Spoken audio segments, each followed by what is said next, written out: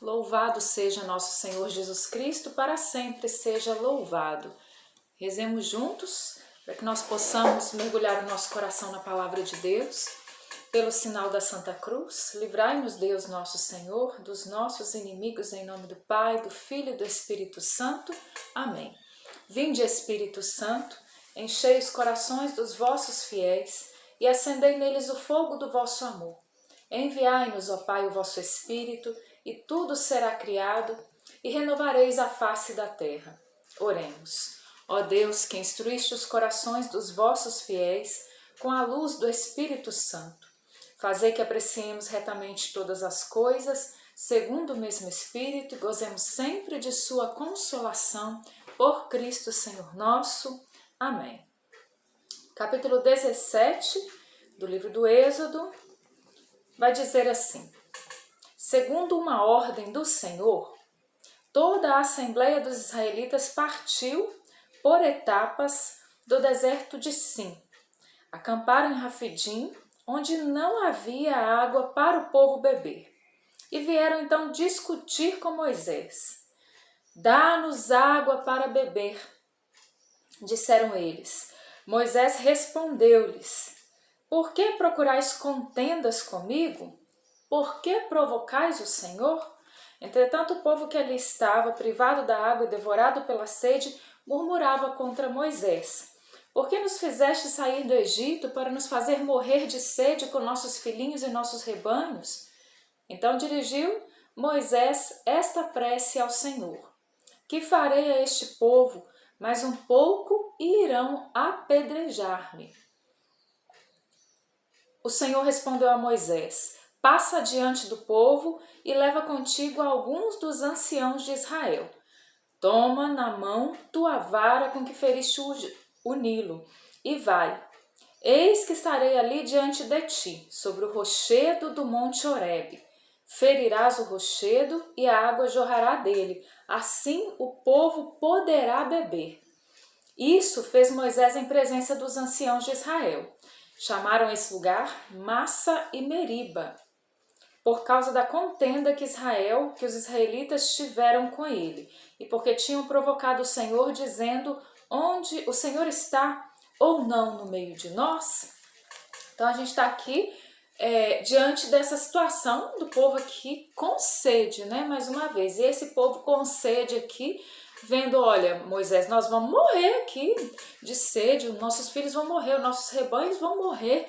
Era melhor ter ficado lá no Egito, né? O povo vai reclamar com Moisés.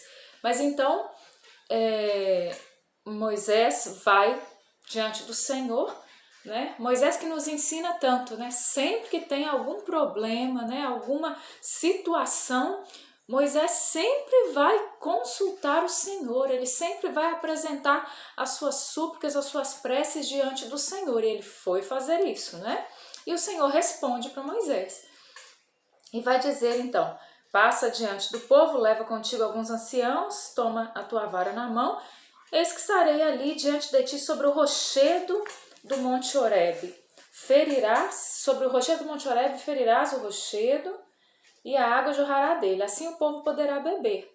Então Deus manda Moisés ferir o rochedo com a vara para que jorre água. É interessante que aqui tem as passagens bíblicas, né, como referência, para que a gente possa também ali entender melhor o texto, né, ver o que a Bíblia traz de uma forma mais ampla em relação a esse assunto. E é muito interessante a gente buscar isso lá em 1 Coríntios 10, 4, que vem falar que Cristo é essa rocha espiritual que o seguia, né? Aquela rocha espiritual que o seguia era Cristo, vai dizer lá São Paulo na primeira carta aos Coríntios, muito interessante, fazendo aqui um comparativo, né, com essa passagem, uma alusão a essa passagem.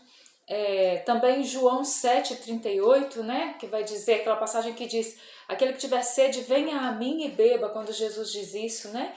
Aquele que tiver sede, venha a mim e beba, fazendo ainda referência a isso, né? Essa rocha espiritual que é o próprio Cristo, né?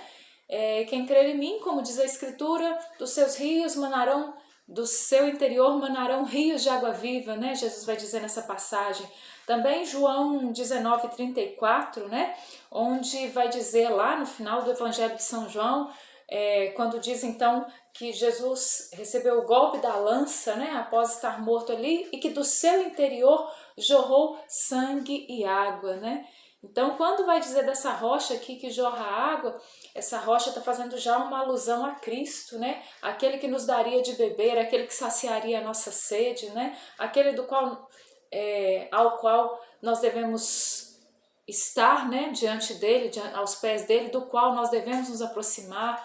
Então, Cristo, a rocha espiritual que o seguia já aqui no deserto, né? Sangue e água do coração de Jesus que jorram como fonte de misericórdia, né, para nós e para o mundo inteiro, como nos ensina Santa Faustina. É isso. A partir do versículo 8, capítulo 17, vai dizer: Amaleque veio atacar Israel em Rafidim. Moisés disse a Josué: escolhe-nos homens e vai combater Amaleque. Amanhã estarei no alto da colina com a vara de Deus na mão. Gente, essa passagem aqui, a partir do versículo 8, ela é uma passagem muito conhecida dos intercessores, né? Aqueles que têm o ministério da intercessão, mas nós também temos que levar em consideração que todos nós somos intercessores, gente. Todos nós somos intercessores. Por quê? Porque todos nós somos chamados a estarmos entre Deus e o povo, né? Todos nós somos chamados a nos colocarmos diante de Deus em intercessão pelas lutas das nossas famílias, pelos problemas da nossa casa, pelos problemas da nossa cidade, né, do nosso país, pelos problemas do mundo inteiro, pelas situações, pelas pessoas que nos pedem oração. Então nós devemos estar nessa constante intercessão, e essa é uma palavra que vem falar muito profundamente ao coração dos intercessores, e a gente vai entender por quê, né? A gente vê aqui que os amalecitas, então, que Amaleque vai atacar Israel, e Moisés então fala com Josué para escolher homens para irem para a batalha, né? E ele diz: olha, amanhã eu estarei no alto da colina com a vara de Deus na mão, né? Estar no alto da colina com a vara de Deus na mão. Josué obedeceu Moisés e foi combater Amaleque, enquanto Moisés, Arão e Hur subiam ao alto da montanha. Então, enquanto aqueles iam para frente do combate, Moisés, Arão e Hur iam subir o monte, se colocar ali diante de Deus, né? E quando Moisés tinha a mão levantada, Israel vencia, mas logo que ele a abaixava, Amaleque triunfava. O intercessor de mãos erguidas, o intercessor que está ali em oração, o intercessor que está ali diante do Senhor, ele vai vencendo as batalhas, ele vai dando a graça da vitória, né? Ele vai atraindo a graça de Deus sobre tantas situações. Mas quando o intercessor baixa a mão, quando o intercessor se desanima de rezar, quando o intercessor não se coloca nessa brecha da oração, o exército começa a perder, né? E as batalhas, então, elas começam a a abrir guarda para que o inimigo, né, vença. Continua então. E Moisés, lá no versículo 12. Mas como se fatigassem os braços de Moisés, porque é claro, né, gente, tá tendo a batalha não é de uma hora para outra, né? Tá tendo a batalha ali, o povo tá ali em guerra. Então, Moisés de mão levantada, tá orando. Mas aí chegava um tempo que ele não aguentava ficar com a mão erguida, que ele descia a mão. Ele se fatigava ali e ele descia a mão, mas descia a mão, o exército começava a perder, né? O exército de Israel começava a perder. Então, puseram-lhe uma pedra por baixo, ele sentou-se nela, enquanto Arão e Hur lhe sustentavam as mãos de cada lado. Suas mãos puderam assim conservar-se levantadas até o pôr do sol, e Josué derrotou Amaleque e seu povo ao fio da espada. Então Arão e Hur colocam uma pedra para Moisés sentar, e um sustenta uma mão, o outro sustenta a outra mão de Moisés. Então Arão e Hur se tornam sustento ali para que Moisés não deixe de interceder. Para dizer que também, nessa hora, os irmãos eles ajudam muito, né? Nessa hora, uns ajudam os outros, né? Nós nos ajudamos uns aos outros para que ninguém se arrefeça, para que ninguém volte atrás, para que ninguém desanime. Nesse tempo de pandemia, eu digo a você, olha, nós precisamos nos sustentar, né? Nós precisamos ser, de alguma forma, sustento uns para os outros, para que o outro não desanime, né? Então, eu não desanimo e o outro não desanima. Nós precisamos continuar em intercessão, né? Em oração. E vai dizer, então, que no final de tudo isso, Josué derrota Amaleque e passa seu povo ao fio da espada. O Senhor disse a Moisés, escreve isto para lembrar, e diz a Josué que eu apagarei a memória de Amaleque debaixo do céu. Moisés construiu um altar que chamou de O Senhor é minha bandeira, já que a mão, disse ele, foi levantada contra o trono do Senhor, o Senhor está em guerra perpétua contra Amaleque. Então aqui é a visão do Antigo Testamento também, né, gente? A gente muitas vezes não entende, fala assim, ai, Charlie, mas por que tinha tanta guerra e o povo falava assim que Deus estava ajudando na guerra? Como é que é isso, né? A gente tem que entender o contexto da época, né? Era um tempo de guerras mesmo, né? Então as guerras estavam presentes, a gente vai ver isso muito no Antigo Testamento. As guerras estavam presentes naquele tempo, né? De uma forma muito intensa, né? De um povo contra outro, por causa de terras, por causa de situações políticas, por causa de tanta coisa, né? Então por isso que o Antigo Testamento traz muito essa noção e essa questão das guerras. Visita de Jetro a Moisés. Então o capítulo 18 vai dizer que Jetro, sogro de Moisés, ele vai fazer uma visita a Moisés. E ele traz a sua filha e a família de Moisés, porque num determinado momento Moisés envia sua família de volta para a casa de Jetro, do sogro dele, muito provavelmente por causa da dificuldade que estava acontecendo ali, e ele entendia que era melhor que a família dele ficasse lá, que seria mais tranquilo dessa forma, né? Mas Jetro volta, traz a família de Moisés. Isso acontece aqui de uma forma pacífica. Ele vai, Jetro então vai dar um conselho para Moisés. Ele observa que Moisés todos os dias saía cedo para julgar o povo e passava o dia inteiro ali julgando as questões do povo. E Jetro falou, olha Moisés, você vai se cansar se você continuar assim, e o povo também vai se cansar, não vai dar certo isso. Você vai se fatigar à toa, não vai dar conta de julgar todas essas questões. E aí ele vai dar esse conselho, né, para que Moisés, então, ele delegue funções a outros, né, que outros tenham a função de julgar o povo, né. Então ele fala a Moisés, né, que divida ali o povo em grupos, aquela coisa toda, para que os julgamentos aconteçam de uma forma mais organizada e ninguém fique pesado, cansado por causa dessa realidade dos julgamentos. E somente quando for algo de extrema importância, que precise ali de um julgamento de Moisés, que isso seja levado a ele, né? Olha só como ele diz lá no versículo 19, escuta-me, vou dar-te um conselho, que Deus esteja contigo, tu serás o representante do povo junto de Deus e levarás as questões diante de Deus. Então essa era a função de Moisés. E Jetro, que é interessante que Jetro não era, ele era sacerdote madiante, de um outro povo, de uma outra religião, né? Mas ele ali de uma forma humana mesmo, vendo ali o que estava acontecendo, ele percebe e ele dá um sábio conselho aqui a Moisés, né? Ele vai dizer a Moisés, você não vai dar conta, Moisés, né?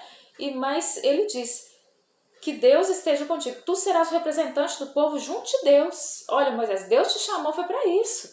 Para que você seja representante do povo junto de Deus. E levarás as questões diante de Deus. Tu lhes ensinarás as suas ordens e suas leis. E lhes mostrará o caminho a seguir e como terão de se comportar. Então Jetro deixa claro diante dos olhos de Moisés qual é a missão dele, né? Você vai ensinar então as leis ao povo, Moisés, as ordens de Deus ao povo. Você vai mostrar o caminho ao povo, né?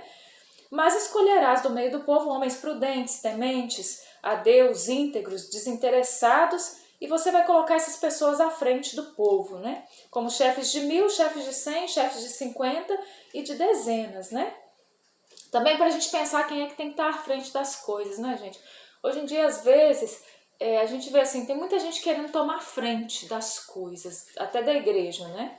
Até das coisas de Deus. Mas aqui vai dizer que precisam ser homens prudentes, tementes a Deus, íntegros e desinteressados. Muitos problemas que nós temos hoje na igreja é porque as pessoas que vão tomando frente, elas não têm essas características, né? E nós precisamos nos repensar e ver se nós temos essas características e precisamos corrigir o caminho. Se você já tomou frente a alguma coisa na igreja, tem que parar para pensar, será que eu sou uma pessoa prudente? Como é que anda a minha prudência? Ou eu sou uma pessoa imprudente? Eu tenho que ver isso, né? Temente a Deus, será que eu tenho temor de Deus de verdade? Ou será que as minhas atitudes, o modo como eu vivo, até mesmo o modo como eu vivo quando as pessoas não estão me vendo, é completamente fora da vontade de Deus? Ele não mostra que eu sou temente a Deus. Íntegro, será que eu sou uma pessoa íntegra?